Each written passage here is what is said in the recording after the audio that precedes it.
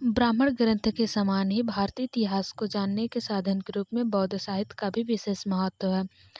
प्रारंभिक बौद्ध धार्मिक साहित्य से हमें प्राचीन भारत के सामाजिक तथा धार्मिक जीवन की जानकारी तो मिलती ही है, साथ ही 6ठी शताब्दी ईसा पूर्व की राजनीतिक दशा का भी पर्याप्त वर्णन उपलब्ध होता है।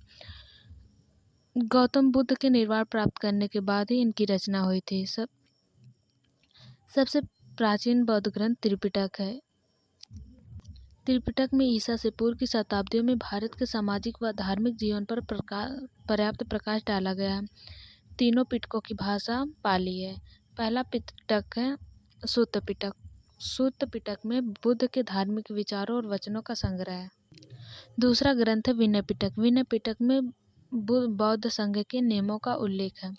और तीसरा पिटक है अभिधम पिटक। अभिधम पिटक में बौद्ध दर्शन का विवेचन किया गया है। बौद्ध ग्रंथों में जातकों का दूसरा प्रमुख स्थान है।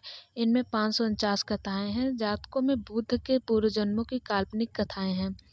लंका के 2 ग्रंथों महावंश और दीपवंश से भी भारत के प्राचीन इतिहास पर बहुत प्रकाश पड़ता है, परंतु इन दोनों ही ग्रंथों में कपोलकल्पित और अतिरंजित सामग्री बहुत है।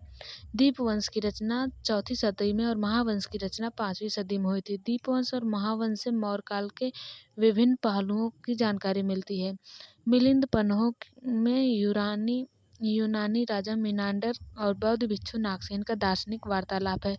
इसमें ईसा की पहली 2 शताब्दियों के उत्तर पश्चिमी भारत के जीवन की झलक देखने को मिलती है।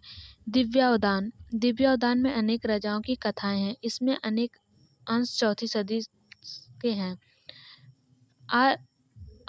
आर्यमंजू श्रीमूलकल्प में बौद्ध दृष्टिकोण से गुप्त सम्राट